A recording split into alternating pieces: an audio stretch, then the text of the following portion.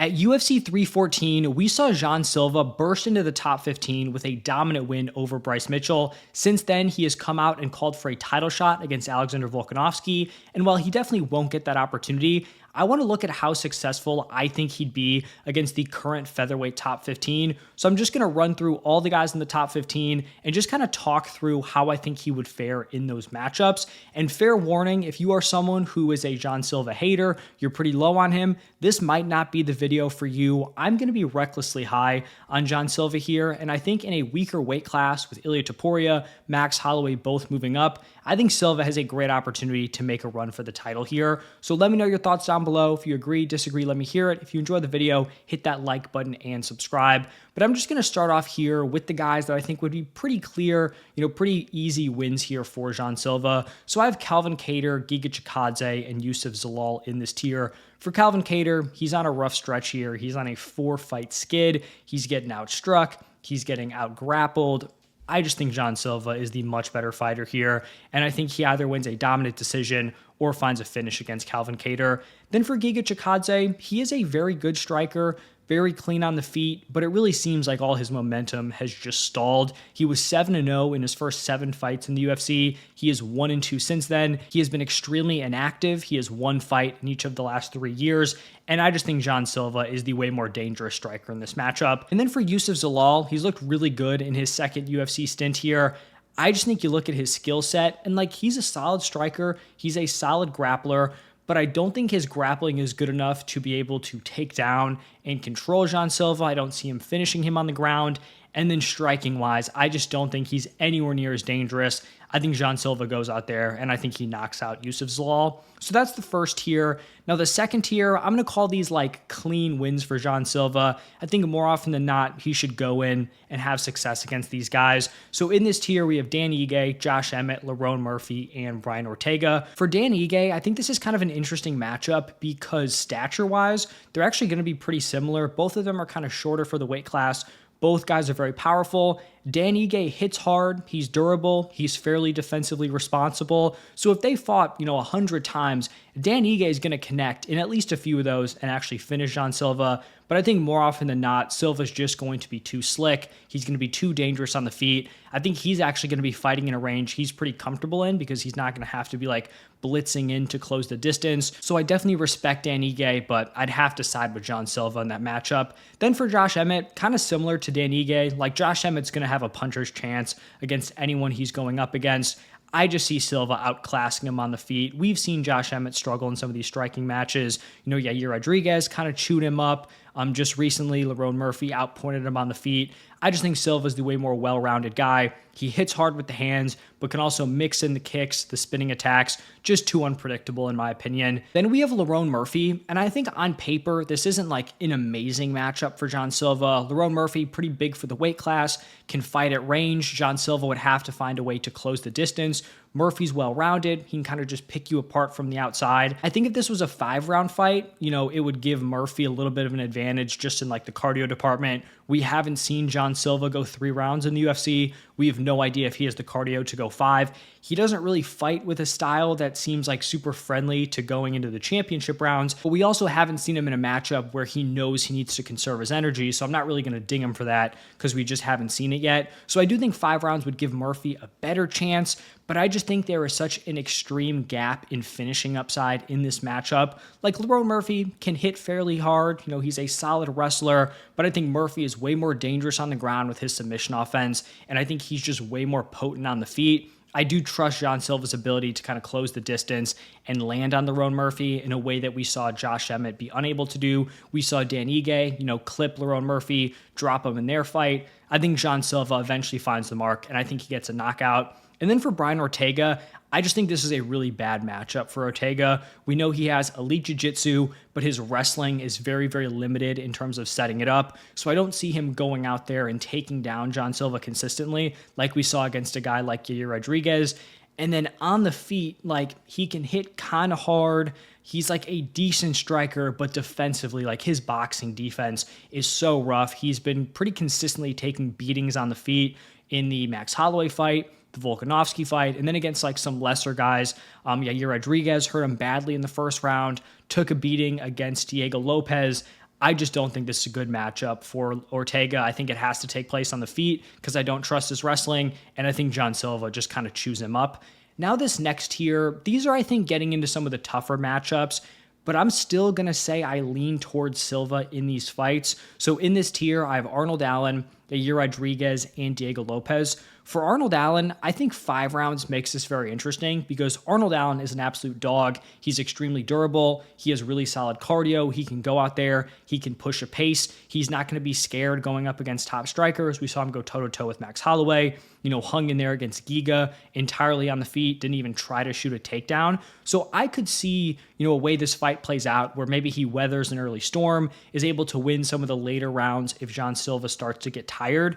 But I don't love the fact that he really has no grappling threat. He doesn't have much interest in using his wrestling at all. And I still think I'd pick John Silva to win the exchanges on the feet. So I think Arnold Allen could definitely put up a fight. I think it could be competitive, but I'm still going to lean towards Silva.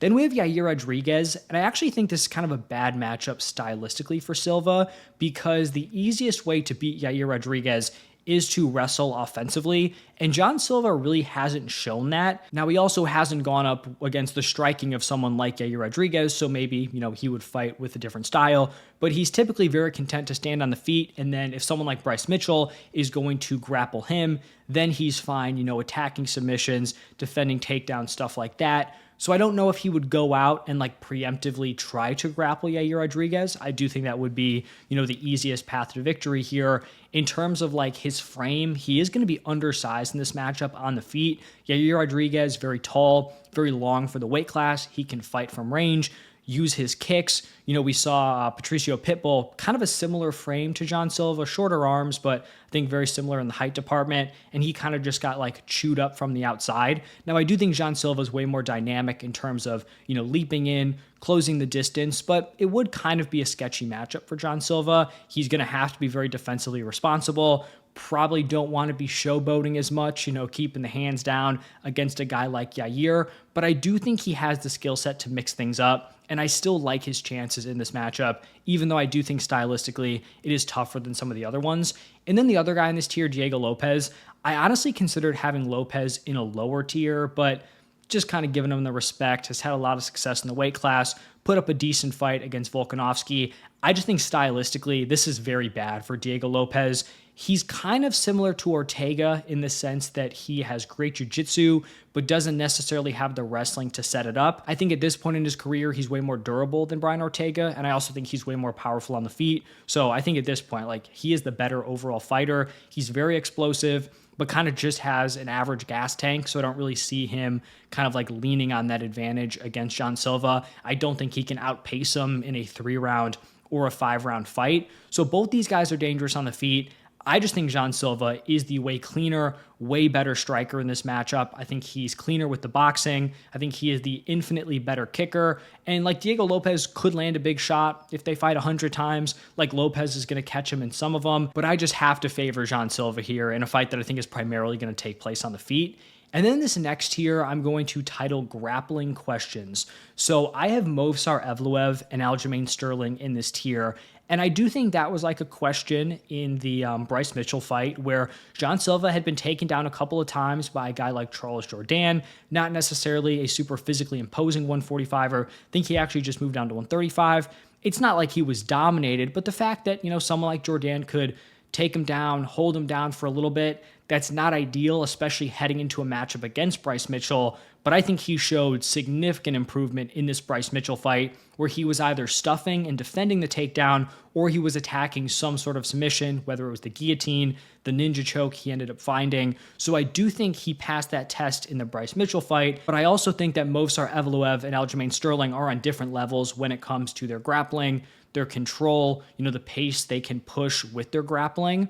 So that's why I have them in this question mark tier where I feel like I've seen enough of Silva striking where I think he can compete with pretty much anyone in the weight class.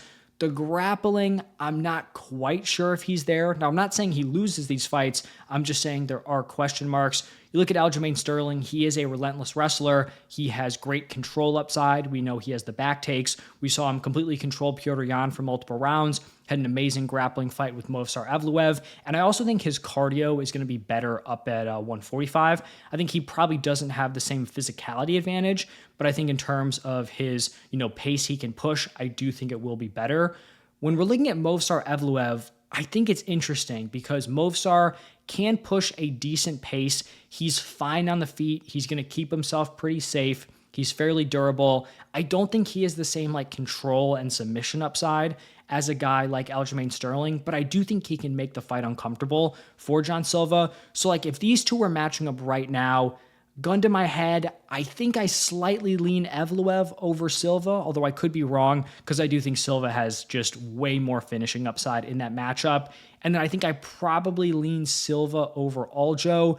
I think he can, stuff the grappling enough where he can land something on the feet. I don't think Aljo can compete if this is a standing fight for a decent portion of the matchup. So I think it's interesting. I think both these guys pose some question marks. Right now, I think I slightly lean Movsar, and then I think I slightly lean John Silva to beat Aljamain Sterling. And then the final tier here, we have the current champion, Alexander Volkanovski. And I actually think that I can make a strong case that John Silva is the worst matchup for Alexander Volkanovski. I am someone who is a big fan of Volk. It was cool to see him get the belt back. I'd like to see him, continue defending it. But as a Volk fan, if there's one guy I'm scared of in this weight class with Ilya gone, Max Holloway gone, it is John Silva. We know that Volk's skills as a striker are elite. He has great offensive and defensive grappling. But I think at this stage in his career, his issues are his durability and I think also his reaction time, right? So he had a pretty clean win against Diego Lopez in terms of I think he definitely won 3 rounds. You could argue 48-47. You could argue 49-46, but I think he pretty clearly won at least 3. But still, in that fight against Diego Lopez, who I don't think is some sort of amazing high-level striker, Volk still got dropped in the 2nd round. He was hurt in the 4th round. And so then you look at John Silva, who I think is a much cleaner striker than Diego Lopez. I think he's way more technical. I think he is the way more dangerous matchup. I think he's also way more unpredictable with his kicks, his spinning attacks. It's just more things you need to read. And when you're throwing, these spinning wheel kicks, these spinning elbows, it's just a lot to deal with if you are Alexander Volkanovski. I think he closes distance extremely well. We still saw Volk kind of, leaving his chin up when he's, exiting where Diego Lopez caught him. The same thing we saw against Ilya. That's not great. So Volk is going to hold the cardio edge here, but I would be sweating. If I'm rooting for Volk and this fight was taking place, I'd be sweating that it's even making it to the championship rounds, for Volk to show off that cardio advantage. So I think it's pretty close. I honestly think this fight might be 50-50. Maybe I'm getting over my skis on John Silva. I just think stylistically with, Volk at this stage of his career, this is the worst matchup for him. I think Movsar is the more complete fighter. I think at this stage, he's probably the better, overall guy, way more proven against higher competition.